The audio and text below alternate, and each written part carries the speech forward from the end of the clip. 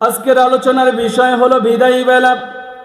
বিদায়ী বেলা আপনি যদি ভালো কিছু না করেন, এই জন্যই তো কবি বলেন, এমন জীবন করগ গঠন, এমন জীবন করগ গঠন, মরিলে হাসিবে তুমি কাঁদিবে ভুবন। ছোটবেলায় যখন এই ওয়ার্ডটা পড়লাম, এই লাইনটা পড়লাম, কিছুই বুঝি নাই। ভাবলাম মনে মনে, কবি কি পাগল হয়ে গেল কিনা? মরিলে হাসিবে তুমি কাঁদিবে ভুবন। আমি মনে মনে ভাবি এইভাবে যে মানুষ কি মরলে কি হাসে নাকি? ছোটবেলায় যখন ক্লাস 1, 2, 3-তে পড়ি, আর ওই লাইনটা যখন আমি পড়লাম, যেমন জীবন করগ গঠন, মরিলে হাসিবে তুমি কাঁদিবে ভুবন, আমি মনে মনে বলি, হাই রে, কবি মনে হয় পাগল হয়ে গেছে। মরিলে মানুষ কি হাসিতে পারে? এটা আবার কেমন কবি? বড় হয়ে বুঝলাম যে মানুষ মরিলে হাসে, আর যারা তাকে ভালোবাসে তারা কাঁদে। যদি নেক আমল করে সে হাসতে হাসতে দুনিয়া ছাড়ে, কিন্তু কেউ যদি নেক আমল না করে তাহলে কাঁদতে কাঁদতে তাকে দুনিয়া ছাড়তে হয়। আর যদি কেউ নেক আমল করে হাসতে হাসতে সে দুনিয়া ছেড়ে দেয়, আর তার মায়া মোহাব্বতে পুরা পৃথিবীর মানুষগুলো কান্নায় ভেঙ্গে পড়ে। কথা বলেন ঠিক কিনা? এর একটা উদাহরণ আপনাদেরকে দেই। আল্লামা সাঈদী যেদিন পৃথিবীর জমিন থেকে বিদায় নিল, বাংলাদেশের তাফসির জগতের উজ্জ্বল নক্ষত্র আল্লামা সাঈদী যখন পৃথিবীর জমিন থেকে বিদায় নিয়ে গেল, ঠিক রাত 8:30 থেকে 9টা বাজে। এই সময় হুট করে একজন আমার ফোন দিয়ে বলল যে, রায়হান, ফেসবুক খুলে দেখো যে আল্লামা সাঈদী আর পৃথিবীর জমিনে নাই। আর বিশ্বাস করতে পারতেছি না। আমি এমবি কিনলাম, এমবি কিনেই ফেসবুকে ঢুকে দেখি প্রত্যেক ফেসবুকে শুধু ইন্না লিল্লাহ ইন্না লিল্লাহ ইন্না লিল্লাহ, আল্লামা সাঈদী নাই। প্রত্যেকের আইডি থেকে এই কথা যখন দেখলাম, নিজের অজান্তেই দেখি চোখ দিয়ে টপ টপ টপ টপ করে কালিগুলো বেয়ে বেয়ে পড়তেছে। নিজের অজান্তেই চোখ দিয়ে টপ টপ করে পানিগুলো বেয়ে বেয়ে পড়তেছে। মনে করেন একদিন, 2 দিন, 3 দিন এইরকম মনে হলো। আবার খুব রিসেন্ট যে কিছুদিন আগেই ঘটনা ঘটল, এই যে আমাদের তরুণদের আইডল হাদী ভাই যখন মৃত্যুবরণ করলেন, গুলি করে হাদী ভাইকে মাথায় গুলি করলো, আর হাদী যেই দিন মারা গেল, পুরা বাংলাদেশ না পুরা পৃথিবী হাদীর জন্য কেঁদেছে। কথা বলেন ঠিক কিনা? পুরা পৃথিবী হাদীর জন্য কাঁদছে। কারণ কি? হাদী মানবতার কথা বলেছে, হাদী মানুষের ভাগ্যর পরিবর্তনের কথা বলেছে। আল্লামা সাঈদী পুরা বাংলাদেশকে একটি কোরআনের বাংলাদেশ হিসাবে দেখতে চেয়েছে, জান্নাতি পরিবেশ চেয়েছে বাংলাদেশে। এই জন্যে মানুষের মনের মধ্যে জায়গা করে নিয়েছে, এমন জীবন করগ গঠন, মরিলে হাসিবে তুমি কাঁদিবে ভুবন। আল্লাহু আকবার।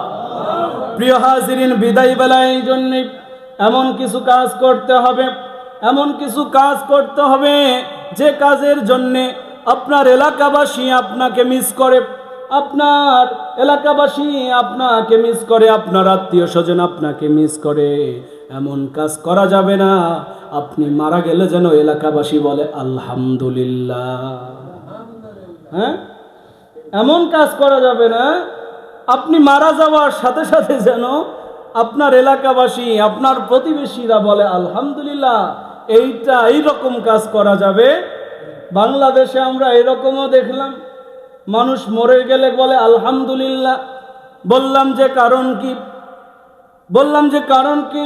একজন মানুষ মরে গেল, আপনি আলহামদুলিল্লাহ বললেন কেন? কয়, যদি নিকৃষ্ট কোনো প্রাণী মরে যায়, হিংস্র জানোয়ার যদি মরে যায়, তাহলে আলহামদুলিল্লাহ বলাই উত্তম। তার মানে ওই মানুষটাকে নিকৃষ্ট জানোয়ারের মতো এরা ভেবেছে। কথা বলেন ঠিক কিনা? প্রিয় হাজিরিন, আল্লাহ রাব্বুল আলামিন এই জন্যই মানুষদেরকে সামান্যতম হায়াত দিয়েছেন, সামান্যতম হায়াত দিয়েছেন, সামান্য হায়াত দিয়ে তোমাকে আমি পৃথিবীতে পাঠিয়ে দিলাম ও মানুষ, তারপরও আমাকে আমার ইবাদতে তোমরা ব্যস্ত হয়ে যাও। আমি তোমাদেরকে অনর্থক সৃষ্টি করলাম না। আফা হাসিবতুম আন্নামা খলাকনাকুম আবাসা, ও মানুষ তোমাদেরকে আমি অনর্থক সৃষ্টি করলাম না, আন্দাজি সৃষ্টি করলাম না রে মানুষ। আমি তোমাদেরকে এবং জিন ও মানব জাতিকে সৃষ্টি করলাম শুধুমাত্র আমার ইবাদত ও বন্দেগী করার জন্যে। আমি জিন ও মানব সৃষ্টি করলাম ইবাদত বন্দেগী করার জন্যে। প্রিয় হাজিরিন, কবরে যেদিন দেখি সবারই আছে, যারা কবরকে বিশ্বাস করে না তাদেরও কবরের জিন্দেগি আছে, যারা কবরকে বিশ্বাস করে তাদেরও কবরের জিন্দেগি আছে। অনেক মানুষ মনে করে মরার পরে যদি আমার লাশটাকে পুড়িয়ে দেই তারপর হয়তো আমার আযাব হবে না।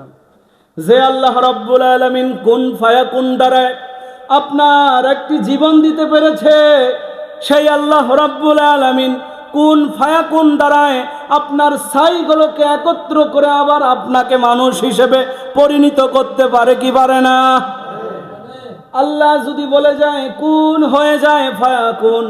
আল্লাহ বলে গেছে কুন, সাথে সাথে পরিবর্তন হয়ে গেছে, মানুষ হয়ে গেছে, দুনিয়া হয়ে গেছে, সৃষ্টি হয়ে গেছে, পুরা পৃথিবী সৃষ্টি হয়ে গেছে। তারপরে মানে হচ্ছে আপনি মারা যাওয়ার পর আপনাকে চিতায় নিয়ে আপনার লাশটাকে পুড়িয়ে দিল। আপনি তো ভাবছেন আমার বাবার আর কোনো পাপ নাই, সব শেষ হয়ে গেছে, পুরে সব শেষ হয়ে গেছে। যে আল্লাহ কোন ফায়াকুনের দ্বারায় সব কিছু একত্রিত করতে পারে, ওই আল্লাহ রাব্বুল আলামিন আবার আপনাকে এক করে আপনাকে কিয়ামতের দিবসের মধ্যে উঠাতে পারে কি পারে না? আরো জোরে বলেন। আল্লাহ রাব্বুল আলামিন প্রত্যেকটা প্রাণীকে কিয়ামতের মাঠের মধ্যে একত্রিত করবেন এবং হিসাব হবেন।